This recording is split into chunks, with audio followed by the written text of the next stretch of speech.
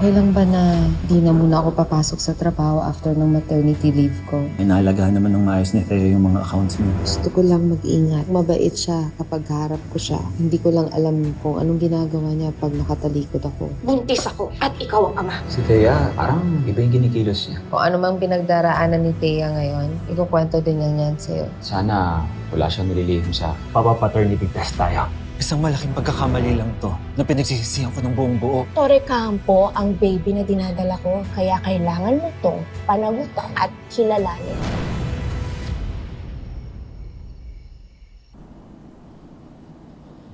Hindi naman siya kakain sa resto kung 30 minutes lang, hindi ba?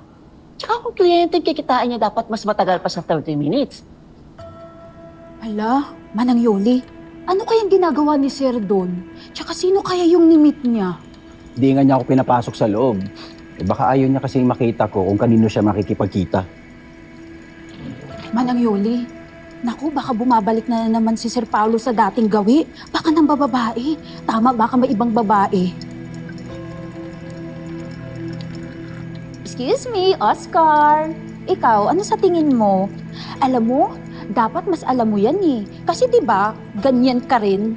Loh, ba't pati ako nadamay na nahimik lang ako dito? Hoy, ano ba? Tigilan niyo nga yan. Kayong dalawa, manahimik na lang muna tayo ngayon, ha? Total, hindi pa naman natin alam kung ano talaga yung totoong nangyari. Tsaka wag tayong gumawa ng kahit ano pang ikasasama ng mga amo natin, ano? Ayan, mag-focus na lamang tayo dun sa event ni Ma'am Regina bukas. Dami-dami pang gagawin yan. Asikasuhin niyo. Isa!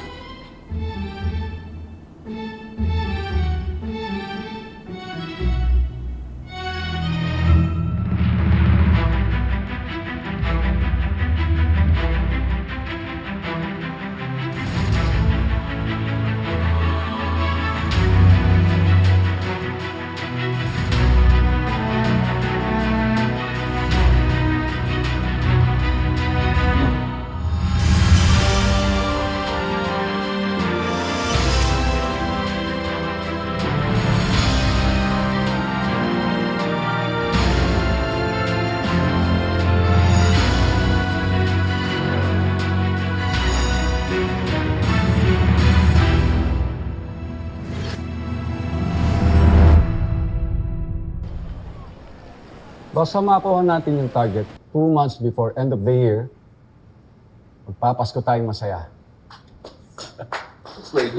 Well, hanggang dito na lang. I won't keep you longer para makapag-prepare kayo sa birthday charity event mamaya. We're all going to be there, right? Of course. Well, great. Meeting's over.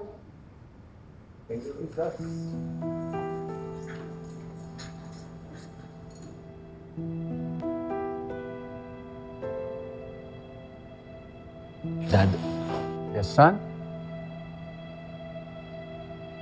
Problem? may malaki pong problema. Well, speak then. Thea's pregnant.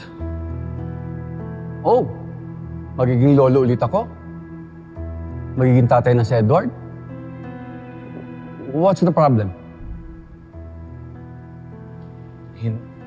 Hindi po si Edward ang ama. Ako po.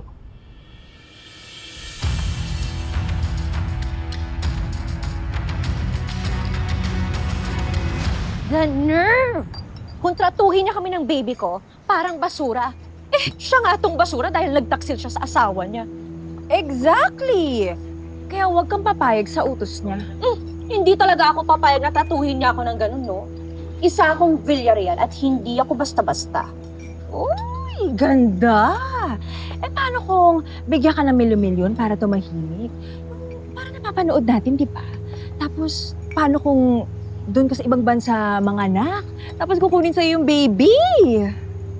Sorry, hindi nila ako mailalayo sa kanila. Uunahan ko silang masira bago nila ako makontrol. What were you thinking? Ha? Hindi kita pinalaki para maging kanyang katangat. Careless!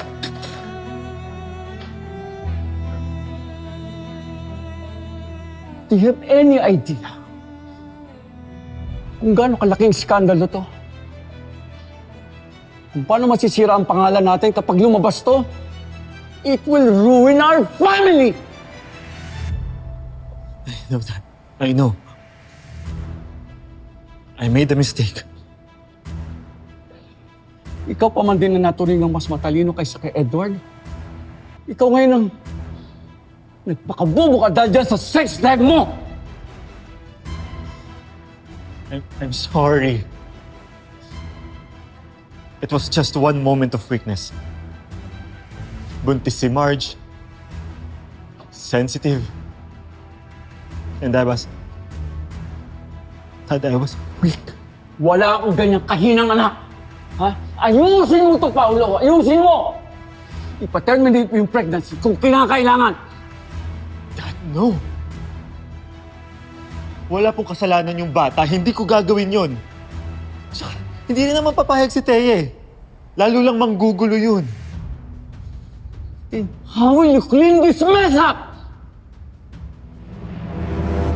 Well, I just happened to be attending a Torre Campo charity event tonight. Doon ko i-expose ang lahat ng nangyari sa amin ni Paolo. Na siya ang ama ng pinagbubuntis ko. With paternity test result to prove it. Talaga ba?